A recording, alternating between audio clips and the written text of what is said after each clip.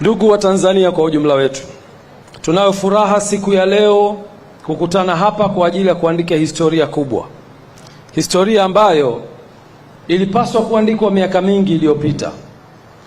Klabu yetu Young Africans ilikuwa ina dhamira ya kujenga uwanja miaka kadhaa iliyopita, lakini kwa mipango na kudra za Mwenyezi Mungu leo tunakwenda kuiandika historia hiyo ya kuwa na uwanja wa kisasa unaomilikiwa na klabu yetu ya Young Africans. Dhamira njema ya viongozi waliopita wameisogeza timu hii mpaka hapa ilipofika, na sisi katika uongozi wetu tukachukua hicho kijiti na kusema tukisogeze mbele zaidi. Leo tunajivunia uwepo wa viongozi hao waliopita kwa kuwa waliweza kuwa na jengo ambalo tunaliona.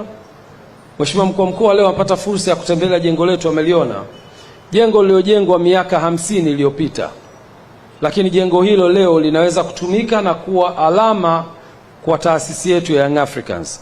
Tunamkumbuka mzee wetu Abeid Aman Karume, Mungu amuhifadhi, kwa kazi hii kubwa ambayo ameifanya. Lakini viongozi hao waliweza kupigania klabu yetu ikawa na ardhi. Leo tunajivunia kuwa na ardhi yenye takriban square mita 1035 katika eneo hili la Jangwani.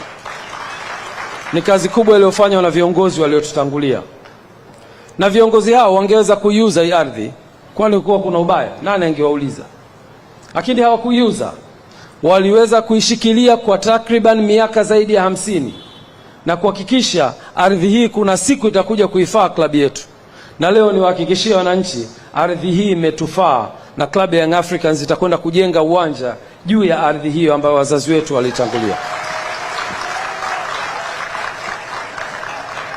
Tulipoingia madarakani tulisema kipaumbele cha kwanza kitakuwa ni uwanja, lakini katika hesabu sahihi za uwekezaji, kwa sababu mimi background yangu ni investment. Hauwezi kukurupuka timu ambayo haijashinda ubingwa, timu ambayo haijafanya vizuri uwanjani, timu ambayo haina uongozi imara, timu ambayo haina maendeleo mazuri, haivutii wawekezaji, haivutii wafanyabiashara, ukasema mwaka wako wa kwanza ujenge uwanja. La hasha, huwezi kufanikiwa. Biashara inataka kuvutiwa. Mwekezaji yoyote anahitaji kwenda sehemu ambayo iko imara, ina fan base kubwa, ina uongozi imara, ina miundombinu mizuri ya uongozi na utawala, lakini pia inavutia watu wengi. So tulipochukua uongozi tuliweka kipaumbele cha kuhakikisha timu yetu inafanya vizuri. Tuhakikishe tunaimarisha uongozi, tuhakikishe tunaimarisha eneo la secretariat ambao Andre Mtini ameifanyia kazi kubwa, na kupongeza sana Andre Mtini. Tulipoanza kufanya vizuri tulivutia watu wengi kusogea kwenye timu yetu, na tukawafanya watu hao leo kuwa tayari kuwekeza kwenye timu yetu. Baada ya kufanya hivyo, miaka 4 tumechukua makombe ya ligi kuu ya NBC, tumechukua makombe ya FA Cup, tumechukua ngao za jamii, tumefanya vizuri kimataifa. Sio maendeleo ya kubeza, lakini sio tu hivyo, tumefanya vizuri pia kwenye wanachama. Tumesajili wanachama nchi nzima, tumefungua matawi nchi nzima, na matawi mengine yako nje ya nchi, na hivi sasa tunaelekea sasa kuwavutia watu wengi kuja kwenye klabu yetu, na watu hao watakuwa tayari kuwekeza. Moja katika uthibitisho wa uwekezaji huo, miezi michache iliyopita klabu ya Yanga ilitangaza nafasi za uwekezaji kwenye ujenzi wa uwanja. Taasisi mbalimbali zikaomba, na mwishoni secretariat ikapokea maombi hayo na kuyachuja, na finally kupata majina machache yaliyoletwa kwenye Excom, na tukachukua fursa hiyo kama viongozi wa Excom kuweza kuchambua taasisi hizo ili kumpata aliyekuwa bora ambaye anaweza kutusaidia kwenye eneo la uwekezaji wa uwanja. Hapo ndipo tulipoangukia kwenye mikono ya GSM Group. Tuwapige makofi tafadhali. Baada ya mchakato huo kukamilika, tukawaalika GSM Group na tukaunda kamati, na nitambue uwepo wa Ivan Tarimo, na kushukuru sana, akiwa ni mshauri wetu kwenye eneo la fedha, na kaka yetu Alex Mgongolo akiwa ni mshauri wetu kwenye eneo la sheria. Tukaweza kuwapitia na kukaa na GSM Group na kuwaeleza dhamira yetu, na dhamira hiyo ikapokelewa kwa mikono miwili, ndipo hapo GSM Group kwa kushirikiana na taasisi yetu ya Yanga tukaweza kutengeneza kamiti ambayo ikaanza kufanya design ya uwanja wetu, na leo mmeona wageni wetu ambao wamekuja hapa wamefanya kazi kubwa sana ya kudesign uwanja ili kuweza kufikia malengo ya kwetu kama Club Young Africans, lakini pia malengo ya wawekezaji wetu ambao ni GSM Group. Kazi kubwa imefanyika, mliona watu wako kimya. Kazi hiyo ni kufanya design, architectural design ya uwanja, kufanya structural design ya uwanja, na baadaye kufanya costing, kupata gharama za uwekezaji.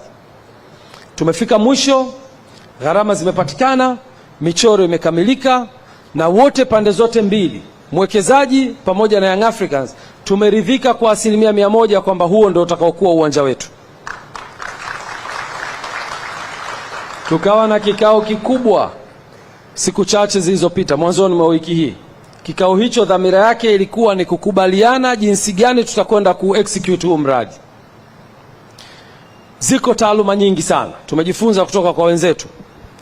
Katika uwekezaji kuna kitu kinaitwa build, operate and transfer, BOT.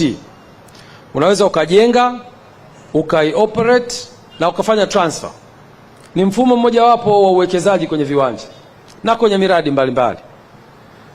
Kuna EPC, engineering, procurement and construction, na saa nyingine kuna financing. Mtu anakufanyia design, anakununulia vifaa, anafanya ujenzi na anagharimikia pia. EPC financing ni sehemu mojawapo ya uwekezaji ambayo inaweza kufanya kazi. Lakini uongozi wenu wa Club Young Africans umetathmini njia zote hizo na kuona kuna njia ambayo inaweza kutufaa zaidi na sio hizo ambazo nimezitaja, na njia yenyewe ni partnership katika uwekezaji. Tukakubaliana modality ambayo ni sahihi baada ya kupitia modality nyingi, na model ambayo tumekuja nayo ni model ya partnership. Model ambayo itamfanya Young Africans ambaye ana uwanja kusubmit uwanja wake kwenye mradi, na kumfanya GSM Group ambaye ana uwezo wa kifedha kuleta fedha za ujenzi wa uwanja. Hawa partner wawili wakija pamoja, mmoja ana ardhi na mmoja ana fedha za uwekezaji, tutaweza kufikia malengo yetu ya kuwa na uwanja. Na hapo tukakubaliana kwenye partnership. Na leo nataka niseme tu kwa uchache, nimekutana na watu wengi ambao wanaweza kufanya biashara na wana uwezo wa ushawishi. Ghalib ni sehemu ya hao watu wenye uwezo wa ushawishi mkubwa sana kwenye biashara, na ushawishi wake ungeweza kutulalia sisi wanayanga, angeweza kutushawishi na viongozi wakaingia kwenye ushawishi huo. Yako mambo kadhaa ambayo nafikiri nyie ni mashahidi. Partnership za aina hii, wako watu walishawahi kuja na miradi na wakataka umiliki wa 1% nyingi kwenye miradi hiyo. Nimeshangaa skill zako Mr. Ghalib za negotiation hujazileta kwenye klabu ya Yanga. Sijajua ni kwa sababu gani. Nyewe wananchi mtaniambia. Naweza leo kuthibitisha ya kwamba klabu ya Young Africans imefikia makubaliano ya partnership kati ya Yanga na GSM Group ya 50% katika uwekezaji wa uwanja.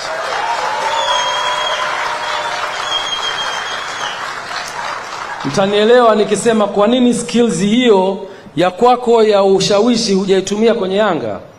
Ni kwa sababu ya dhamira yako njema uliyokuwa nayo kwenye klabu hii. Leo Mr. Ghalib angekuwa ni mtu wa tamaa, angeweza kusema nataka 80% kwa 20. Na kwa sababu fedha yake ni kubwa inayokwenda kujenga uwanja, tusingeweza